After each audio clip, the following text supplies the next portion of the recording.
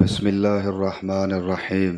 حضرت حذیفہ رضی اللہ عنہ سے روایت ہے کہ ایک مرتبہ میں اور رسول کریم صلی اللہ علیہ وآلہ وسلم جا رہے تھے کہ ایک قوم کی کوڑی پر جو ایک دیوار کے پیچھے تھی پہنچے تو آپ اس طرح کھڑے ہو گئے جس طرح ہم تم میں سے کوئی شخص کھڑا ہوتا ہے۔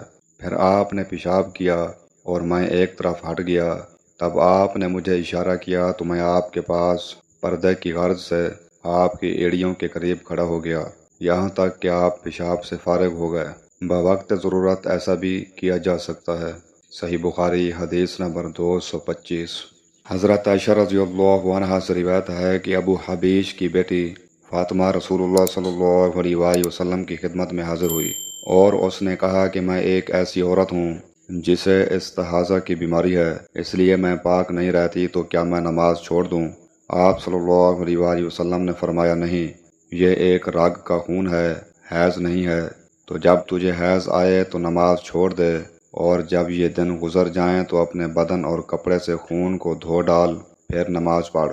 ہشام کہتے ہیں کہ میرے باپ عروہ نے کہا کہ حضور نے یہ بھی فرمایا کہ پھر ہر نماز کے لیے وضو کر یہاں تک کہ وہی حیض کا وقت پھر آ جائے۔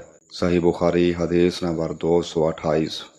حضرت عائشہ رضی اللہ عنہا سے روایت ہے کہ میں رسول کریم صلی اللہ علیہ وآلہ وسلم کے کپڑے سے جنابت کو دھوتی تھی، پھر اس کو پہن کر آپ صلی اللہ علیہ وآلہ وسلم نماز کے لیے تشریف لے جاتے اور پانی کے دبے آپ کے کپڑے میں ہوتے تھے۔